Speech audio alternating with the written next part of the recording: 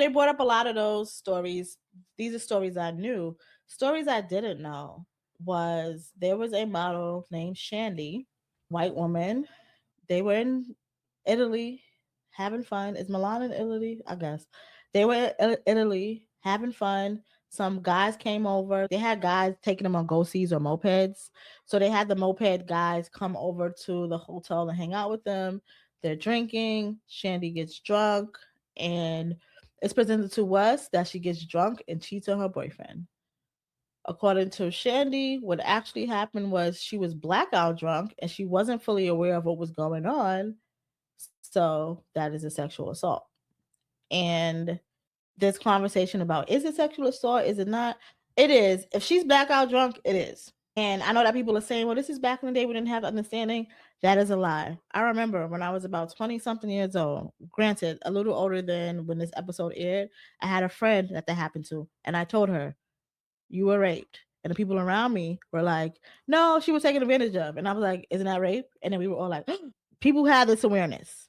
I need us to stop acting like we just learned about certain things about consent and rape culture because of Me Too movement. Some of this shit we already fucking know. We got to stop doing that. So we got to stop saying, oh, those are the times. Those are the times you were in. Could you imagine if that's just how we felt about slavery? Could you imagine if that's just how you felt about Jim Crow? Well, you know those were the times. You know those were the times. No, nigga. You know that's how it was back then. No, it was not right then. And that's why people did what they had to do for it to not exist now. Stop relying on that. Stop acting like, oh, because that's the way it was. You know, it was a different time.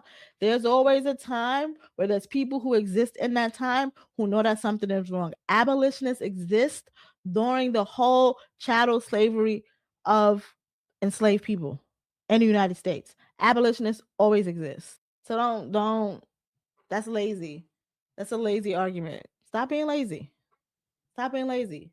You can say maybe you came to this new realization, but stop being lazy with that. So I don't really like that conversation happening around Shandy's sexual assault just because you have a weird understanding of consent and rape culture does not mean that that's felt and think about it at that time. Because I was younger and have had friends go through stuff like that, be blackout drunk, say to the friend group, "Yo, I was so drunk, I don't even remember," and I've said, "Oh, girl, you was raped," and the motherfuckers around me not understand.